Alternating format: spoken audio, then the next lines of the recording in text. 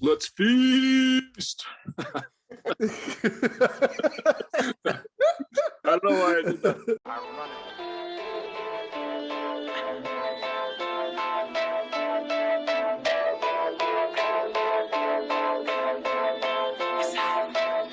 Okay, all y'all niggas fool as fuck.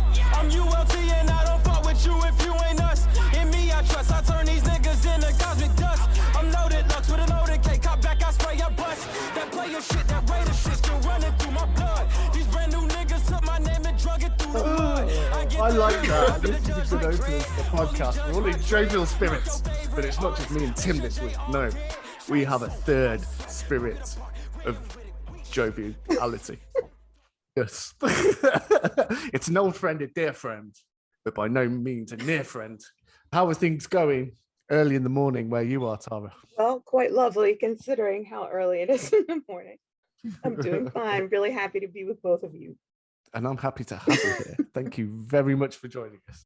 As we said, this is the End Podcast. You can find us on all platforms. The End Pod one-shots on YouTube. We are on Apple Podcasts, Spotify Podcasts. We are on Google Podcasts. We are on SoundCloud. We upload art to Instagram, and we also post reviews on Twitter. So it's fairly comprehensive. So out of all those choices, if you haven't followed us, liked us, or commented on one of our exemplary podcasts or uploads, shame on you. Shame on you. We've been really crushing it too. It's kind of crushing, isn't it, Yeah. Tim? Like, I feel that our best podcast has been since we jettisoned all the deadwood. We've been so good. I mean, like, how good. I feel like we've gone on to heights we couldn't have even imagined. I actually feel they were holding us back. The conversations that we have every week are like 10 standard deviations above our prior meeting. I would go as far as to say this is the Empyrean version of our podcast. Yeah. This is the seventh heaven of the End podcast. We would also like to mention that Tara is again here with us this week, and also what that makes me. Joe Goose, and Brian will also be making appearances soon. We're just having jokes in with Tim. We're having jokes. We miss them all. We just wish that I had more time to involve everybody more often. We miss them all. And talking about people liking things, Superman likes something new, doesn't he, Tara? He does. He likes the dog. So Tom Taylor has been writing Superman, and Superman's off in space. He's gallivanting around. He's having all kinds of crazy space sex. But when he's going to come home, he's going to be finding out that his son is a bisexual and has been having crazy sex as well. How do you feel about this? I've missed that. I've missed that moment where you know exactly when to call on me. I'm of a couple of minds about it. I'm ambivalent. How's that? On the one hand, I have my own feelings because I am an LGBTQIA plus ally. I feel like it's important to support everyone in what they do, but there's something about this that feels like it could be a bit of a grab for attention instead of something that was organic to the character. And that's the problem that I'm having. Yeah, I agree with you. And I'm going to really get into the weeds with this. You see how my voice has got serious. So I answer the phone when it rings in the day. And we saw with All New or Different with Marvel, the Black Spider-Man, Green Hulk, we had a Black Captain America. The issue is you can't differentiate good writing with strength of with characteristic. Green Hulk was absolutely terrible and lasted 5 minutes. Lady Thor was fantastically written, so it worked. Right. But across the line, when you look at things like Iceman, America Chavez, when they've had solo titles, they've immediately become minis.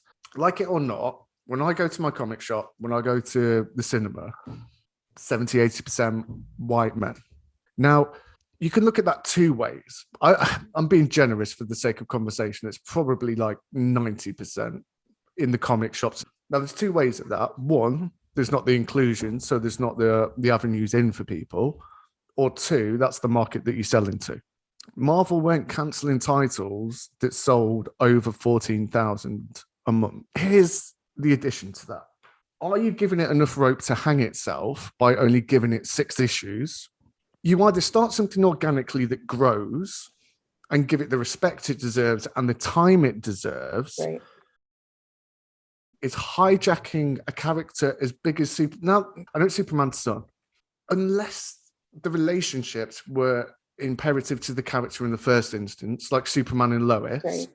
then you are hijacking a story to add that into it. If it has narrative value, if it's written well, if it has characteristic purpose, then absolutely. What I find most damaging is that Tom Taylor did it to shake things up. Because if we can't do this now, then when can we? If you're doing it for reputational gains to shake the apple cart, or if DC are doing it simply to create attention and to sell more volumes, then that's a nefarious way of doing it. I think it's insulting to the LGBTQ people because it feels like pandering, but at the same time, it's also insulting to the people that were just reading Superman comics anyway. I'm not saying you should be insulted because specifically he was made bisexual, but what I'm saying is you've made such a dramatic change in generic characteristic to a character for simply impact. I have not read the comic at all. I haven't read. I do like Tom Taylor. I have not read the comic at all. I know nothing about John Kent really. I'm sort of just like I'm beginning to dabble in DC on a regular basis, so I can't speak to any of the stuff about whether it's organic to the story or any of that. But assuming that's right, you got that right, Matt. I think your critique is completely reasonable because the question is not whether it's a problem that the character is bisexual. The problem, if the problem exists, is that it's entire. You alluded to this too when you said it was kind of a grab, right? It's just not organic story, Yeah. and just as you said, upset the apple cart, and that is just not. It's not good storytelling if that's what's going on. But I mean, the great line is that he's a fucking alien. What does it matter who he shags? Do you know what I mean? Like it's not like he was destined to do one or the other. The one thing that bears mentioning, I think, is I saw Tom Taylor, I think, posted something on Twitter that the book's like selling out like crazy. So whether that's because people are invested in the story or they want the special issue where John Kent, reveals that he's bisexual, I can't speak to. But anyway, it's selling. For me, it's like I started buying the book because I like him so much. So I continue to buy it. There are a lot of speculators. There's got to be tons of people like that who are just buying that particular issue, let's say, right? So that would be an interesting question. Like, does that particular book spike, and then the rest of the run or the prior issues in the run are at a certain level, right? If that one issue spikes up, that might indicate spec. And then the other thing I think is worth mentioning is that we're talking about the criticism of the story in terms of the art of storytelling. It strikes me that a lot of people are criticizing this because they don't, for like Comicsgate reasons, right? The idea that's that different. I don't feel that completely different. Just to be clear, we are not talking about that. And then also the critique about storytelling is a good faith critique based in art, not a bad critique based in whatever those people's problem is. And can I just add to that? If he even if this started out sort of out of nowhere and he finds a way to make it organic to the storyline, I'm ready to embrace that. Do you know what it reminds me of? It reminds me of Marvel event. Hickman's Secret Wars was seeded. Secret Invasion was seeded. Captain America's Secret Invasion was seeded, right? Mm-hmm. We had 2 Captain America titles for 12 months leading up to it. Flashbacks and everything. And it was really gearing up to Secret Empire, And I always say that it's not, people don't have event fatigue because there's a Super Bowl, there's a Champions League final, there's an FA Cup final every year. People aren't fatigued by that. What people are fatigued by is shit events.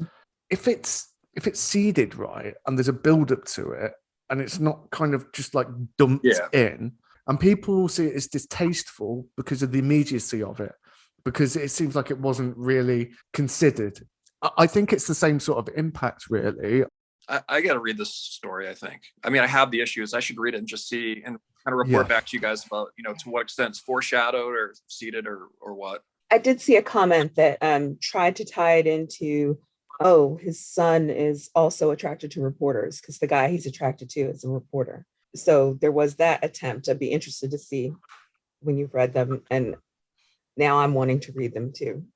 Yeah, I mean, the question. Yeah, I am I as was well. trade waiting. I mean, it's done its job, right? Yeah. It's done its That's so job, funny. right? We're talking about this for 20 minutes and none of us have read it. Yeah, none of us have read it, and now I'm like, fuck it, I've got to get some. I got to get me some Superman. Oh, yeah. Batman who? Batman. I'm sorry, Batman. I love you, baby. Right, me old mucker. All right. So I think it's about time we put that one to bed. So, I mean, yes. I think the moral of the story is we've fallen foul of not reading something, having ideas of grandeur that we know what's best for everybody, but in actual fact we ain't even read it. So let's close that one oh off my God. with that introspection and honesty.